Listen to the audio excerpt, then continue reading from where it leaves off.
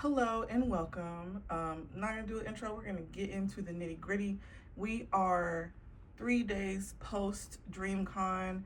We are getting back to life, getting back to the groove of things, going back to work, and the con high has officially worn off.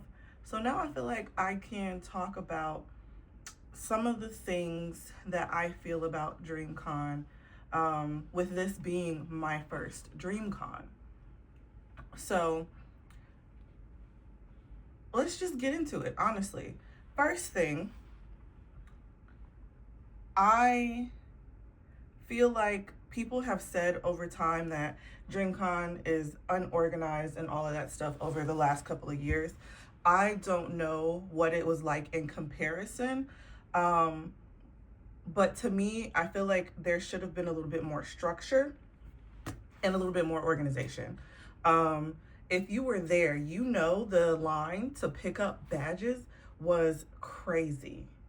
Absolutely crazy. Luckily, we picked ours up the Thursday before DreamCon actually started, but even that line was really long. Granted, we went and picked ours up like maybe 6 p.m.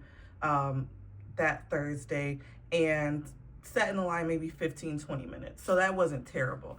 The actual day of the con, the line to pick up badges wrapped around the hotel that badge pickup was at twice. We left to go like get food at like 4 o'clock after we had gotten there like maybe 2. And the line was still long. Left again at like 6 o'clock. The line was still long. So I feel like for me, as more frequent con goer now, and having seen some of the different processes for picking up badges like MomoCon, AWA, DreamHack, it doesn't have to be like that. Granted, those cons may be smaller in comparison to DreamCon. However, the option to mail your badges, that could definitely solve some of the issue. Having the badges mailed to people within like ordering. That way the lines are not as long, because honestly, my cousin said she got in the line that Friday when DreamCon started at 12. She didn't pick up her badge and get into the actual con until like 2:30, 3 o'clock. I shouldn't be waiting in line for 2 to 3 hours to pick up my badge for this con.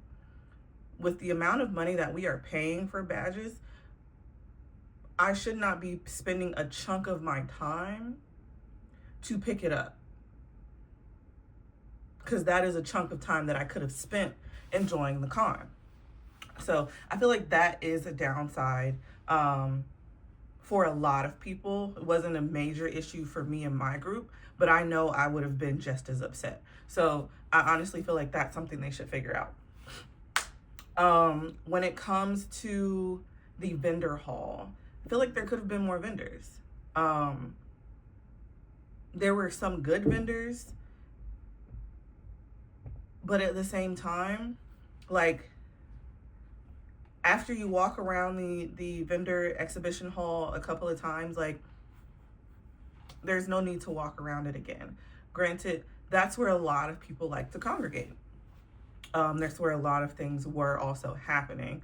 But I feel like finding more vendors, having more vendors, also the structure of the vendor hall, like making it a little more spacious with the amount of vendors. Like, the con was at a center where we were on 3 levels, and the exhibition hall went into the gaming hall, and it just kind of felt like we were all on top of each other. Like, you had to like maneuver and move around people to get through, and that's one thing that I don't like. I don't want to feel like I'm on top of someone or they're on top of me for us to try and get through the exhibit hall. Granted, I do feel like there should have been more vendors, but I did get some cute things in the vendor hall that I really did like and enjoy. Um, a Yami shirt, and then a like cute little dragon pendant. But other than that, there wasn't a lot of things that I actually saw in the exhibit hall that I was like, oh, I absolutely have to have this. Um, so I feel like there could be more variety when it comes to the vendor hall. Um, my biggest grievance, I think, with DreamCon, along with like the RSVP mess of like you have to RSVP for every single thing, I feel like that should be like the panels and the different things. They should be first come, first serve. You get in the line, you go. Um, if it's something that like costs money, like how a lot of cons will do like the Maid Cafe or something like that, then do an RSVP because there's a limited amount of like options and seats and stuff. And people have to pay for it. But like a panel shouldn't be RSVP because I feel like that's kind of unfair. Like someone can like hop online and RSVP for all these panels, and then what if they don't go? Like now they took up a spot that someone else could have had. I also feel like there should have been more things. Like there were things that like people were doing, who like people were curating their own activities. Like there were people double dutching. There were, you know, people doing dance parties outside of the Megan Thee Stallion tequila area. So like people were making their own fun. And I feel like if you're gonna have a con this big with this many people, you gotta have something happening every hour of the day. Like it doesn't need to be like one big thing here, break, one big thing here, break. No, there needs to be something happening at all times. That's something that I do like about AWA and MomoCon. Every hour of the day, something is happening.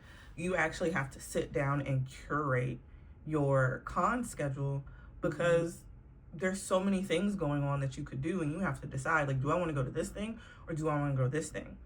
I feel like if you're gonna have this big of a con, like there needs to be things happening at all times for people to be entertained.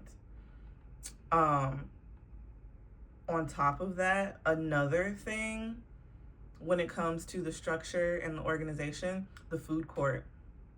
We need more options for the food court because literally, like, there were like maybe 6 or 8 options that I saw, and the lines were so long and there weren't a lot of places to sit. Like, even though there were like a whole bunch of tables, like, you couldn't really find somewhere to sit down.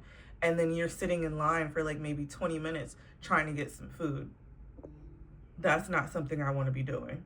So we honestly left the con and went and got food because trying to sit in that little area was not great. There were little vendors here and there in the exhibit hall that had like popcorn and like Dippin' Dots and stuff, but not really enough to like make you feel like you're full. And then also like waiting in line in the DreamCon cafe to get food was just like, it just felt like too much. And it's in all of these things might be because of the amount of people. Maybe they need a bigger venue. Maybe they need to figure out how to use their venue to the best of their ability to make shit work with the amount of people. But DreamCon's gonna just keep growing, so they need to work towards fixing some of these issues. The biggest issue for me though with DreamCon, and not to say that I didn't enjoy myself, not to say that I didn't have fun, because I did. I cosplayed, I met a lot of people, grew my social media, bought some stuff, had fun at the after parties and everything. But I feel like the streamer culture was a main focus for DreamCon this time around. And I don't know if it's been that way previously, but this time it just seemed like it was more catered to the streamers instead of the anime, the cosplay, the gaming, like it's always been marketed as. So, like, it seemed like everyone there was streaming. Everyone had a camera out. Everyone was just walking around live streaming everything. And like, streaming is cool. I don't knock the hustle and everything, and I support doing what you got to do with that. I just feel like the culture of streaming is weird. The culture of streaming lacks boundaries. It's like, why am I walking through the con and there's someone streaming and they just put me in the camera, or they're doing things to try and boost their stream or whatever. Like, it's very toxic behavior. Even though on the back of the badge it says, you know, cosplaying does not equal consent. Like, if someone doesn't want to be recorded or doesn't want to take a picture, like, don't try and force them and then delete the whatever it is if you did already record something. But the streamers were just really in your face. And then a lot of the panels and a lot of the activities seem to be catered towards streamers too. Like, I wish there was more interactive things that could have been done for panels, because that's partially why I didn't, you know, go to a lot of the panels, because I was thinking about maybe I'll go to panels this time around, because I usually don't. But it just all seemed like it was really catered towards like streaming, content creation, and I don't know, like, it felt like the streamers were getting the most attention and the most everything. Like, even with the celebrity basketball game, it was all streamers. Like, that's fun for streamers, but what about the people who don't care about streaming? Like, I felt like a lot of the activities and a lot of the things that were happening were fun for those who do like to sit in and lock in on watching someone stream. And I stream gaming, but I understand if like people aren't interested in watching someone stream, you know? Like, it doesn't, like, everyone isn't always locked in with that aspect of things. So overall, I did enjoy myself. I did, because, I mean, it's a con. I'm gonna enjoy myself. I was cosplaying. I was cute, you know, having a good time, walking around and everything. There were some good after parties and stuff. I just feel like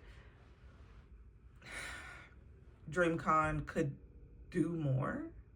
It could be more. It was something created for us, by us.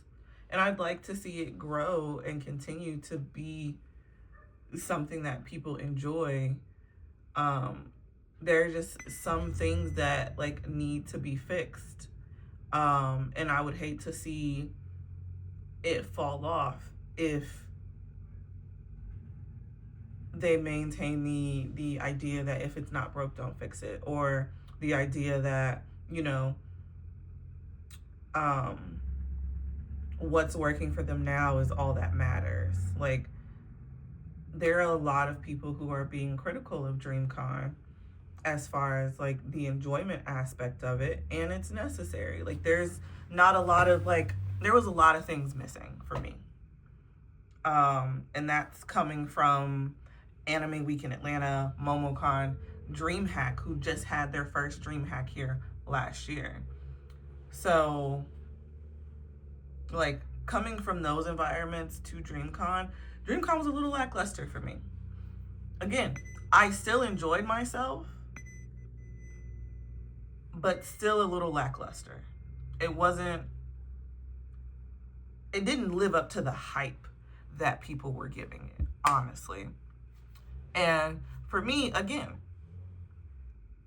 DreamCon is something that's for us, by us, and I'm so happy it was created. But at the end of the day, it didn't live up to the hype because of the structure, the organization, the lack when it came to a lot of things, and then the focus on streaming. And there was like, there needs to be something about streamer etiquette. Like, if you're gonna be streaming at this event, like, not just something on the badge that people aren't gonna read. Like, there needs to be a conversation. There needs to be something, because a lot of things happened at DreamCon that didn't have to happen. As far as like people being in your face with the streaming, as far as the whole DDG fight thing, even though it wasn't him fighting and it was his people, like, streamer culture, people doing things for attention, people doing things for views, and I feel like that kind of took away from the experience for a lot of us, who were there for anime cosplay and gaming and not streaming. But that's just my opinion. Formulate your own. If you decide you want to go to DreamCon next year, do it. Absolutely. Like, get your own experience, formulate your own opinion, have fun. Because again, I still had fun. I have grievances, I have criticisms, but I still had fun. So, I don't know. Maybe I'll go next year. We'll see what happens. They've already released the dates. They've already released the location. So be on the lookout for tickets whenever they go on sale. And go. Like, again, I didn't hate my experience. I just wanted more from it. So, but that's all I have to say on that. Don't take my word for it. Go make your own opinion. Check out everyone who went to DreamCon. See what they have to say. Look at the beautiful cosplays that happened. And maybe you'll see me at the next one. Maybe you'll see me at a different con.